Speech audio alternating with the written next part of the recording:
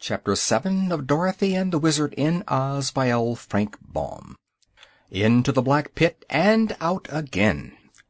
When they came to the mountain, it proved to be a rugged, towering chunk of deep green glass, and looked dismal and forbidding in the extreme.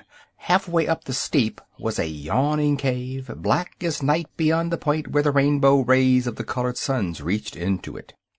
The Mangaboos drove the horse and the kitten and the piglets into this dark hole, and then, having pushed the buggy in after them, for it seemed some of them had dragged it all the way from the domed hall, they began to pile big glass rocks within the entrance, so that the prisoners could not get out again. "This is dreadful," groaned Jim. "It will be the end of our adventures, I guess." "If the Wizard was here," said one of the piglets, sobbing bitterly, "he would not see us suffer so." "We ought to have called him and Dorothy when we were first attacked," added Eureka. "But never mind. Be brave, my friends, and I will go and tell our masters where you are, and get them to come to your rescue." The mouth of the hole was nearly filled up now, but the kitten gave a leap through the remaining opening and at once scampered up into the air. The Mangaboos saw her escape, and several of them caught up their thorns and gave chase, mounting through the air after her. Eureka, however, was lighter than the Mangaboos, and while they could mount only about 100 feet above the earth, the kitten found she could go nearly 200 feet. So she ran along over their heads until she had left them far behind and below, and had come to the city and the house of the sorcerer. There she entered in at Dorothy's window in the dome and aroused her from her sleep. As soon as the little girl knew what had happened, she awakened the Wizard and Zeb, and at once preparations were made to go to the rescue of Jim and the piglets.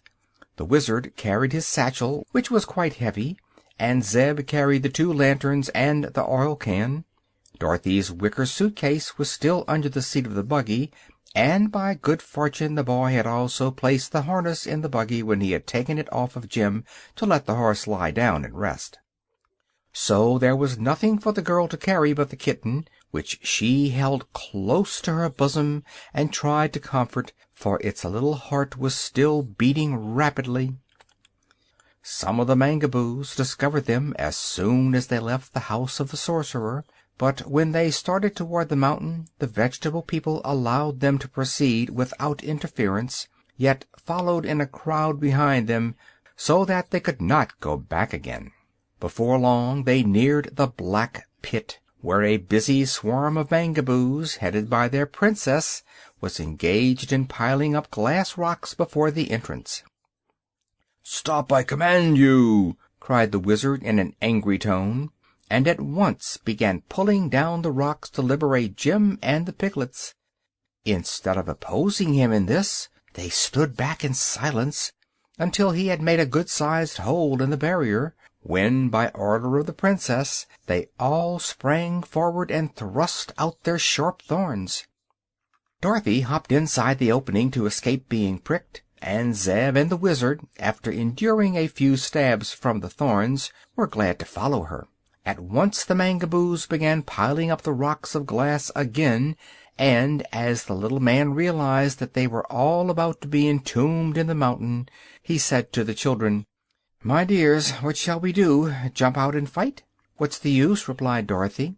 "I'd as soon die here as live much longer among those cruel and heartless people." "That's the way I feel about it," remarked Zeb, rubbing his wounds. "I've had enough of the Mangaboos." "All right," said the Wizard. "I'm with you, whatever you decide. But we can't live long in this cavern, that's certain." Noticing that the light was growing dim, he picked up his 9 piglets, patted each one lovingly on its fat little head, and placed them carefully in his inside pocket. Zeb struck a match and lighted one of the lanterns. The rays of the colored suns were now shut out from them forever, for the last chinks had been filled up in the wall that separated their prison from the land of the Mangaboos. "How big is this hole?" asked Dorothy. "I'll explore it and see," replied the boy. So he carried the lantern back for quite a distance, while Dorothy and the Wizard followed at his side. The cavern did not come to an end as they had expected it would, but slanted upward through the great glass mountain, running in a direction that promised to lead them to the side opposite the Mangaboo country.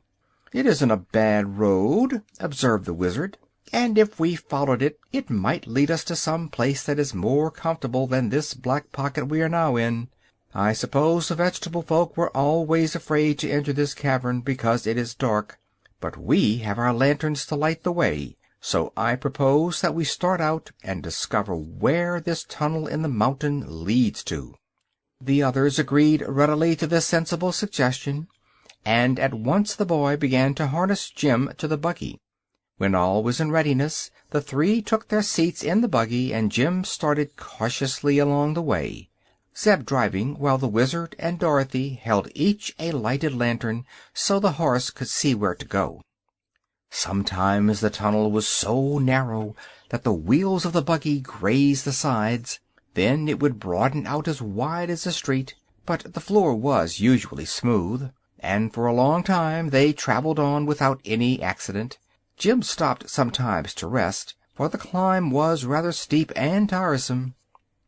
"We must be nearly as high as the 6 colored suns by this time," said Dorothy. "I didn't know this mountain was so tall." "We are certainly a good distance away from the land of the Mangaboos," added Zeb, "for we have slanted away from it ever since we started." But they kept on steadily moving, and as Jim was about tired out with his long journey the way suddenly grew lighter, and Zeb put out the lanterns to save the oil. To their joy they found it was a white light that now greeted them, for all were weary of the colored rainbow lights which, after a time, had made their eyes ache with their constantly shifting rays. The sides of the tunnel showed before them like the inside of a long spyglass, and the floor became more level. Jim hastened his lagging steps at this assurance of a quick relief from the dark passage, and in a few moments more they had emerged from the mountain and found themselves face to face with a new and charming country. End of Chapter 7.